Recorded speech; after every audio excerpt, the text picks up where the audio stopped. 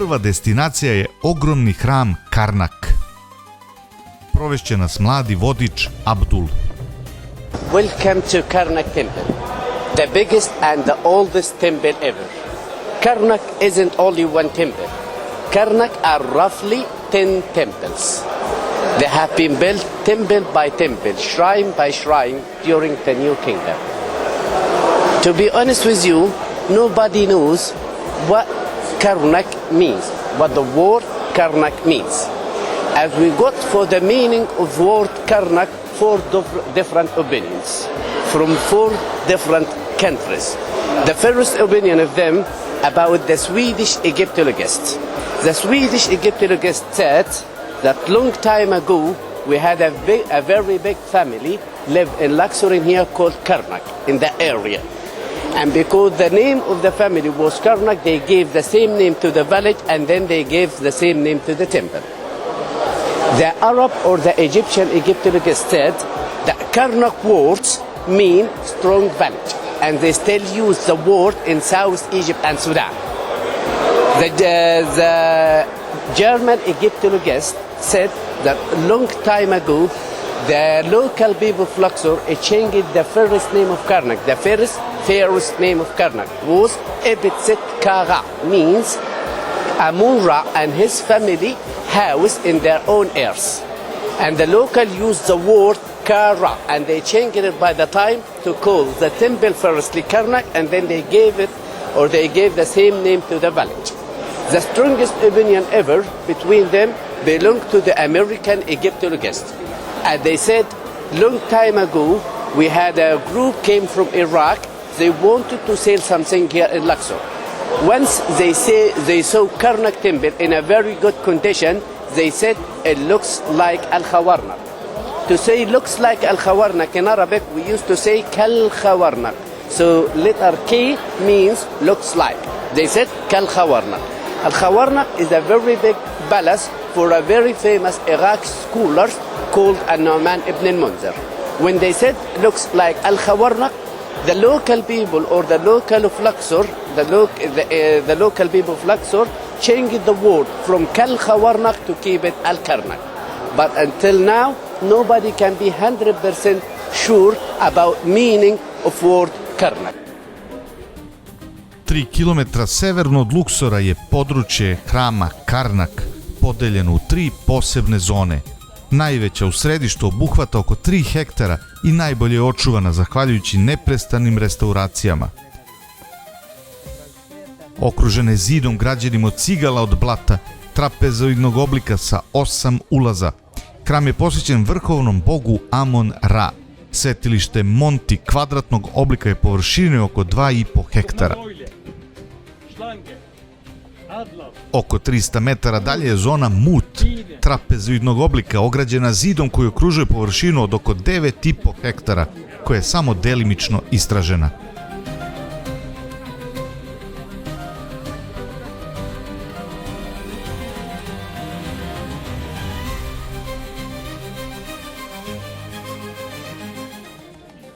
Ukras Karnaka su ostaci sfingi sa ovnujskim glavama, simbol boga Amona, zaštitnika faraona.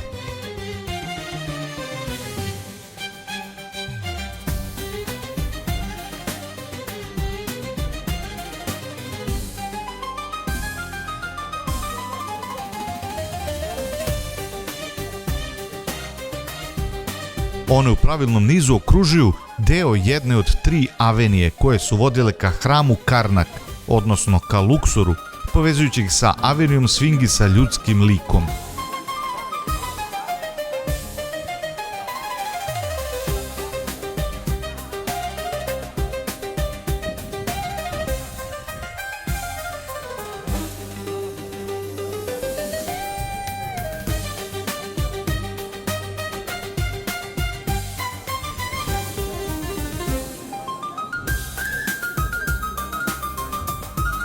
U unutrašnjosti su kolosalne statue visine 15 metara.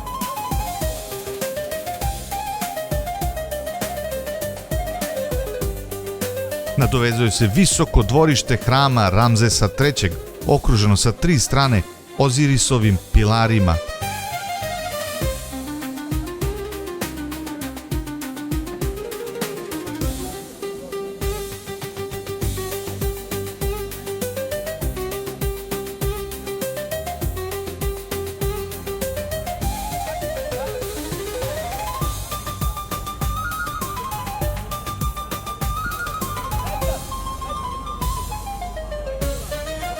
Veličanstvena avenija Sfingi, 36 na zapadnoj i 34 na istočnoj strani.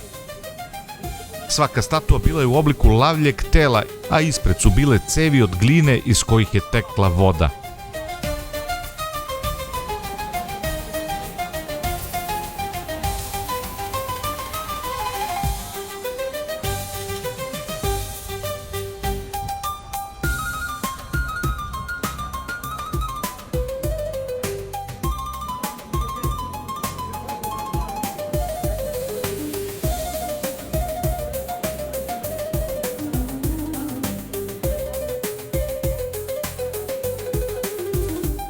Gradnju centralne galerije započeo je 1375. godine pre nove ere Amenofis III.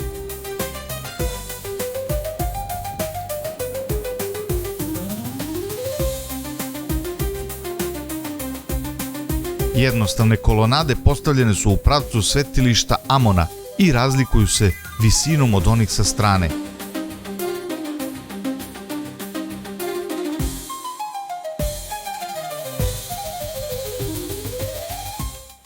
People believed in a second life after death, and they thought that the life looks like the sun. So where the sun goes after the sunset will be the start of the second life after death. And this is the wise of building the main temples for the different gods in the east bank of the city, which, for example, Karnak temple and Luksor temple here in Luksor, and all this temple which the kings believe that they're gonna use it for the second life or forever life after death, they used to build it in the west bank of the city. Why? Because they thought that the second life after this will start from the west bank of the city. That's why they didn't build any type of tombs inside the main temples of the different gods, which is Amon-Ra and his family. As they didn't believe that the tombs in the east bank will help them in the Ma'ar, because it's gonna be far away from the second life after this.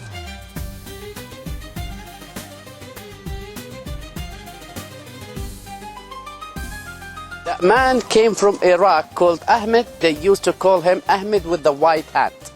They wanted to represent how the man good was, as he used to help the people by teaching them Arabic, Holy Quran, collecting the money from the rich people to transfer it to the poor people, to able all the people in here to get the same life. Once he died, they built the tomb in here, and they used to pray in here, but they are not allowed to do that anymore. The Egyptian government didn't damage the tomb, but they stopped the Sufyan to come inside the temple to do their own praise in here. It happens for the most of the temples here in Luksor, even Luksor temple. Luksor temple, over the temple directly we have an Islamic mosque and a Christian church. The Muslim and the Christian used to use a lot of parts from the temples, from the different temples, to do their own praying in here. And I'll show you a very big part of Karnak temple. Inside the temple has been used for a long time as a Christian church. That's why you will see by yourself in there that the colors have been damaged by the fire, which they used to use by doing their praying in there.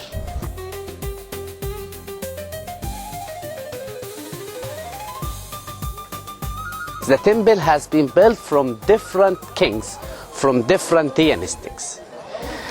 But the list has been broken, and because about the reason of breaking the list, we have two different opinions as well.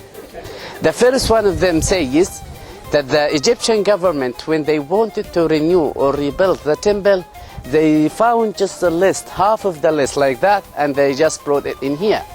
And the second one, which is stronger than the first one, the list has been broken by one of the ancient Egyptian kings called Thutmose III, or Thutmose III.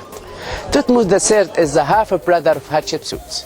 When Hatshepsut died, he tried to damage everything of Hatshepsut, and he tried to get or to delete each name from Hatshepsut, for Hatshepsut from each list inside Karnak temple or somewhere else, because Thutmose III didn't believe or didn't saw that Hatshepsut deserved to rule Egypt.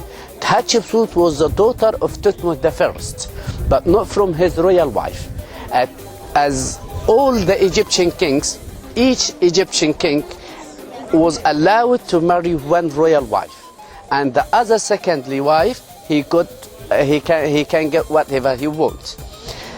Hatshepsut was the daughter of Thutmose I, not from his royal wife, but from his secondary wife called Amus. Thutmose I had another son from his royal wife called Thutmose II. He could rule the country directly after his father, and he married his half-sister Hatshepsut not as his royal wife but as a second wife. When Thutmose II died, he had another son from his royal wife called Thutmose III. So when Thutmose II has been died, who deserved to rule the country? Hatshepsut, the half-sister or the wife of him, or Thutmose III? Surely Thutmose III, because he is the son of the king, he has enough royal blood to rule the country. But when Thutmose II has been died, Thutmose III was roughly 10 years old. That's why Hatshepsut sent him back to Memphis, what we used to call it right now, half island Sinai, to one of the World Academy. She wanted to kill him by the way to the academy, but because of the bad luck of Hatshepsut, it didn't happen, and he came back to Luxor after 20 years.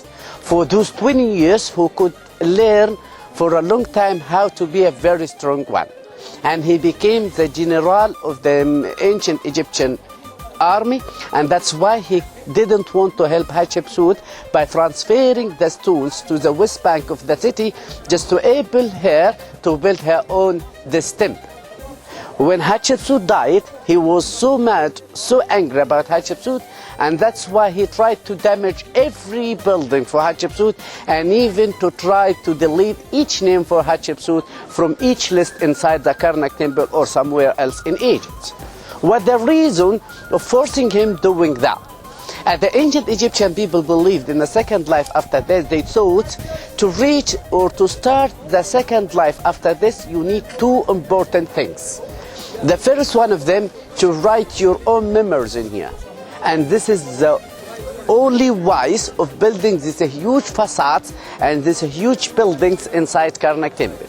Just to enable the kings to write their own memories in here, what they could do for Egypt.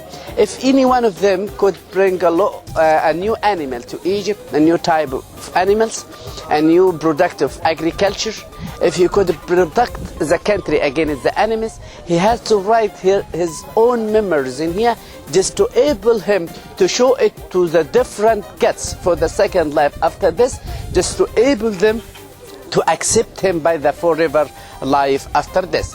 That's why Thutmose III wanted to keep Hatshepsut wasting her chance to get the second life or to start the second life after this. That's why he was trying to damage each building, but he couldn't. Za vreme Amenofisa III, pored zidina hrama u Karnaku izgrađeno je sveto jezero, dimenzija 120 sa 70 metara. Bilo je okruženo objektima različite namene, stanovi za sveštenike, skladišta i kavezi za ptice.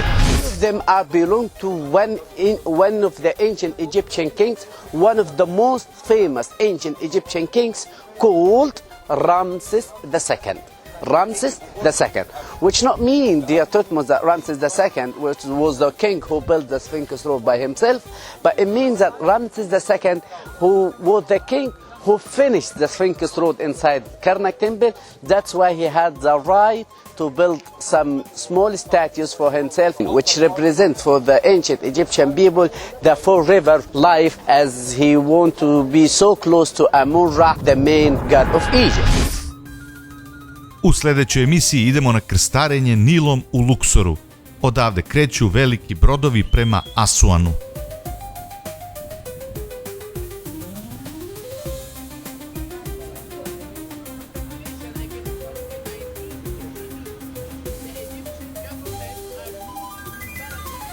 Nastavljamo do radnje u kojoj već generacijama prave suvenire i razne druge ukrase od alabastera.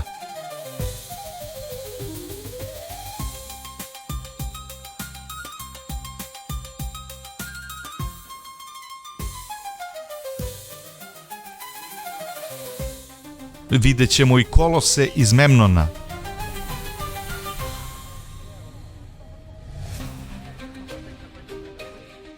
Hram Hatshepsut i dolinu kraljeva sa posetom Tutankamonovoj grobnici.